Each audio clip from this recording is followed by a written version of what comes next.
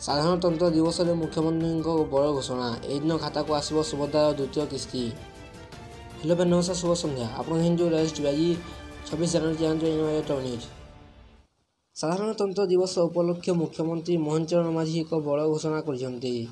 ମୁଖ୍ୟମନ୍ତ୍ରୀ କଟକ ସ୍ଥିତ ବିଳାନାସୀଠାରେ ପତାକା ଉତ୍ତୋଳନ କରିଛନ୍ତି। ଏଠାରେ ମୁଖ୍ୟମନ୍ତ୍ରୀ ଘୋଷଣା କରିଛନ୍ତି ଯେ ମହିଳାମାନଙ୍କୁ ଆସନ୍ତା ମାର୍ଚ୍ଚ 8ରେ ସୁଭଦ୍ରାର ଦ୍ୱିତୀୟ କିସ୍ତି ଟଙ୍କା ମିଳିବ। ସେ ଆହୁରି ମଧ୍ୟ କହିଛନ୍ତି ମହିଳାଙ୍କ ବିକାଶ ପାଇଁ ସୁଭଦ୍ରା ଯୋଜନା କାର୍ଯ୍ୟକାରୀ ହେଉଛି। ବର୍ତ୍ତମାନ ସୁଦ୍ଧା 80 ଲକ୍ଷରୁ ଉର୍ଦ୍ଧ୍ୱ ମହିଳାଙ୍କୁ ସୁଭଦ୍ରା ଯୋଜନାରେ ସାମିଲ କରାଯାଇ ସାରିଲାଣି। ଏଥିରୁ କେହି ବାଦ୍ ପଡ଼ିବେ ନାହିଁ। ସର୍ଭେ ଚାଲିଛି। ଯୋଗ୍ୟ ହିତାଧିକାରୀମାନଙ୍କୁ ନିଶ୍ଚିତ ସୁଭଦ୍ରା ଟଙ୍କା ମିଳିବ। ମୁଖ୍ୟମନ୍ତ୍ରୀ ତାଙ୍କ ଅଭିଭାଷଣରେ କହିଛନ୍ତି ଦେଶ ପାଇଁ ଜୀବନକୁ ଉତ୍ସର୍ଗ କରୁଥିବା ସଂଗ୍ରାମୀଙ୍କୁ ଶ୍ରଦ୍ଧାଞ୍ଜଳି ଜଣାଯାଉ। ଆଜିର ଦିନରେ ମହାନ ଜନନାୟକଙ୍କୁ ମନେ ପକାଇବା ପରମ ସୁଯୋଗ ମିଳିଛି। ଖୁବ୍ ଶୀଘ୍ର ଆମ ଦେଶ ତୃତୀୟ ଶ୍ରେଷ୍ଠ ଅର୍ଥନୀତି ହେବାକୁ ଯାଉଛି।